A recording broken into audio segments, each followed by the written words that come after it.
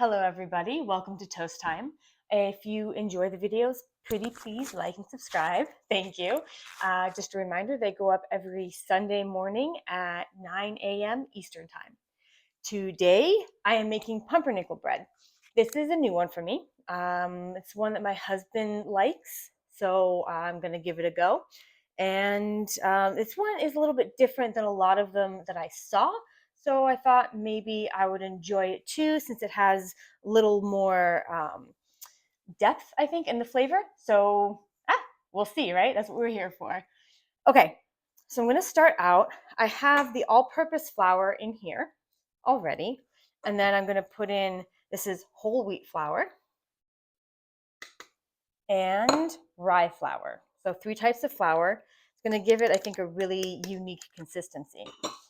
The all-purpose is going to help lighten it up a bit instead of just being whole wheat and rye, which would be really dense. I think it's still going to be pretty dense, but not quite as much as if we didn't have the all-purpose in there. All right, then I have some warm water, and I'm going to put in salt, cocoa powder, and this is some instant coffee granules. Like I said, very layered flavor. I think it's going to have a lot of depth to it. And it's going to be a tablespoon of molasses. So I'm going to do this, get my tablespoon, and then I'll be able to mix it up with this spoon. And I won't be losing any of the product because it's going right in, instead of putting it in a little cup and then trying to measure it out. So stir that up. And another ingredient is ground caraway seeds. So I had whole caraway seeds, but I have a coffee grinder that kind of broke, and so I just have it now so that it's for herbs and spices. So here I have the caraway seeds in the lid, and it's going to put them in. Try to line this up. This is the problem it was having, and give it a spin.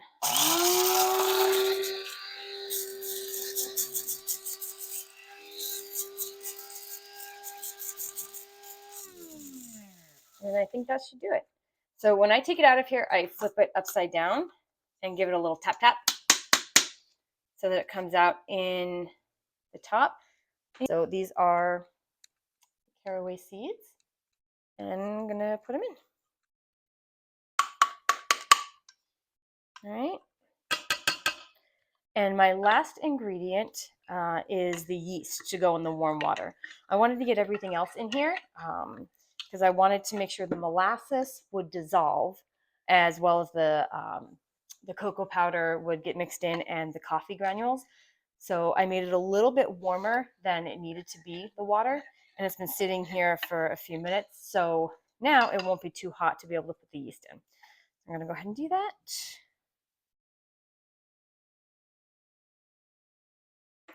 It looks so cool. I don't know if I'll be able to show you, but I always love seeing when the yeast goes in on top of the, no, I don't think you'll be able to see, but it looks so cool. And then it starts dissolving and it looks really weird, but pretty.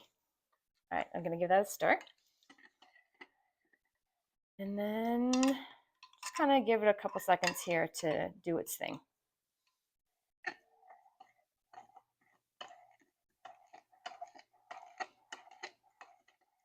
So now I have the dough hook at the ready, and I'm going to put the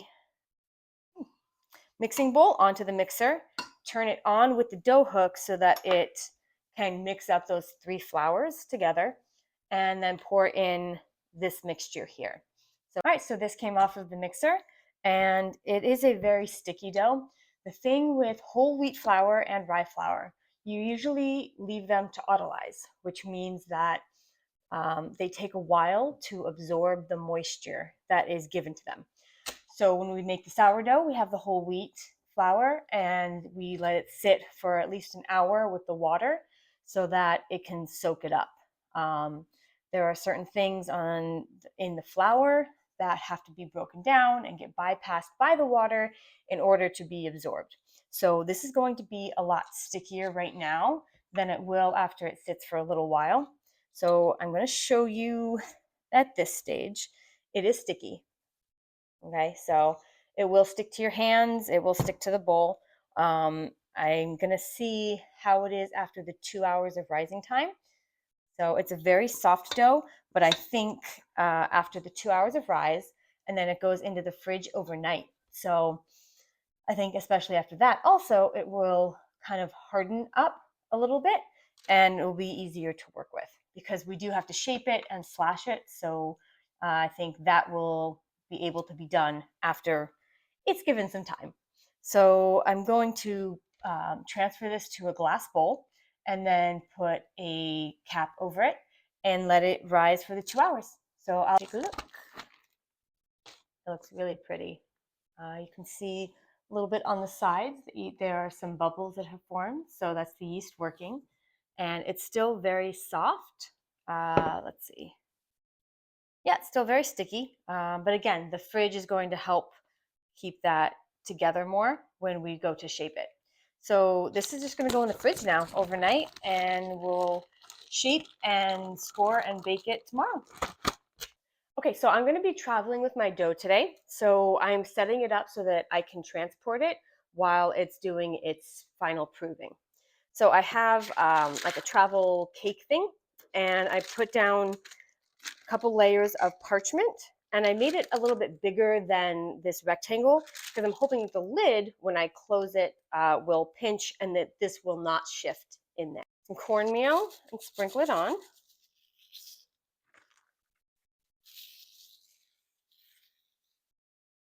Along this whole area here.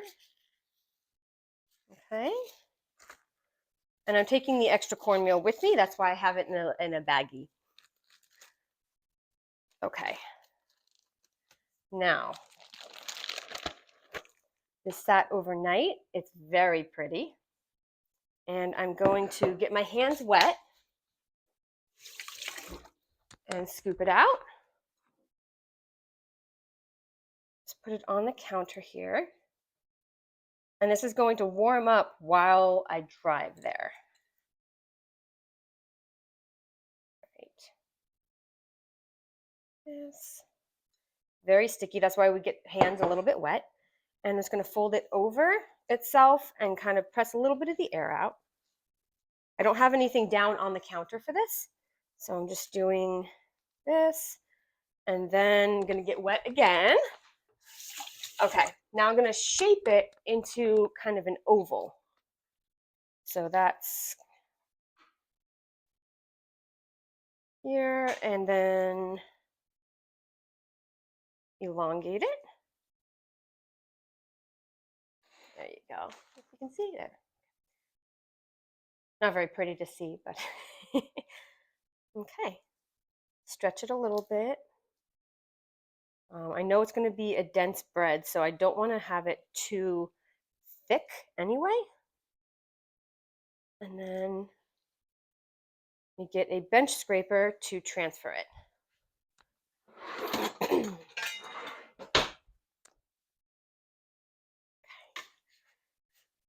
That.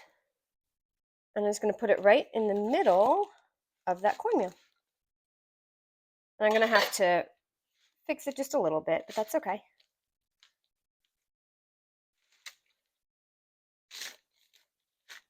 Get that elongated shape.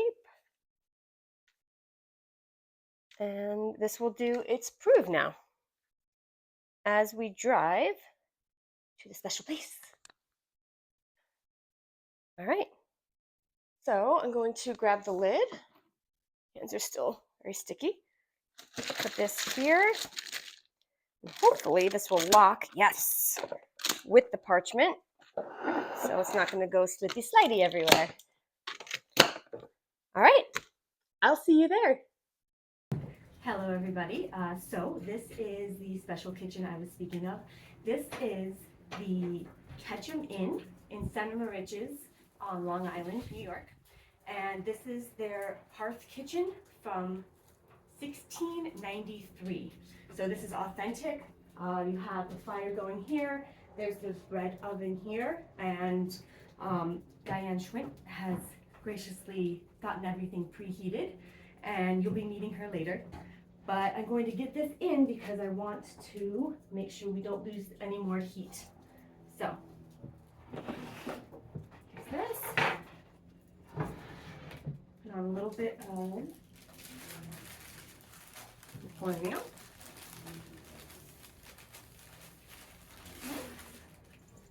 Here. So I don't want to put the parchment paper in, obviously, because it will just burn away and flame. So I'm going to take that. I have my lime here. I'm going to do my diagonal cut, right?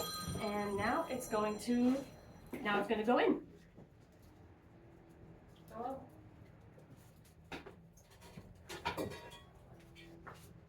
And there it is. So the door off of the oven.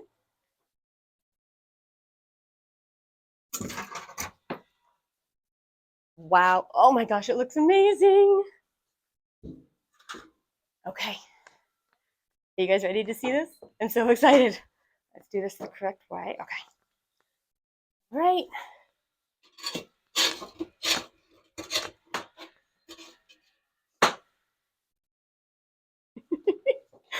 This is incredible. Okay. So I'm going to bring this up closer to you. It is literally almost on fire. So I'm going to just hold it on here. And you can see how the one side here was closer to the embers inside.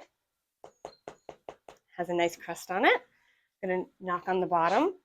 And sounds nice and hollow. So we're just going to let it cool and then we can taste test. Okay, here we go. This is cooled now, so I'm going to cut it open and we'll do our taste test. It's a nice crumb on that here. See all the bubbles? It's still steaming, so it's warm. Smells nice. Now, did you put seeds in there? I ground up caraway. Okay. So it's not whole seeds, but they're ground. So give it a try. Do you want butter? I know it's your trick that is the spoon with the butter, but I didn't bring a spoon. So Oh, you remember that? I do. I do it at home all the time. All right. There you go.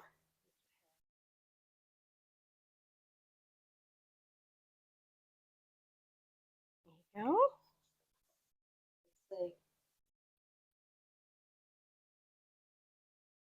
Nervous. Boom. All right. So what do you think? Flavor, texture? Very good. I like Thank it. you. All right. The crust. Now you when you bake this, you did it on the floor. Mm-hmm. You did it on the floor of the bread stove. Mm-hmm. Okay, which is called the hearth. So a little tidbit is in early times in England there was a baker, and the baker would put the bread on the hearth or on the floor of the bread stove. So when the Lord of the Manor came to gather his bread, the baker, because the underside would be very thick, would cut it off, and he would present the Lord of the Manor with the upper crust. Ooh, So that's cool. That's really fancy. So the upper crust, meaning more elite, more better. So that's the history on that saying. Wow. Thank you. You're welcome. All right. Well, thank you for joining me for this toast time, pumpernickel bread, and I'll see you next toast time.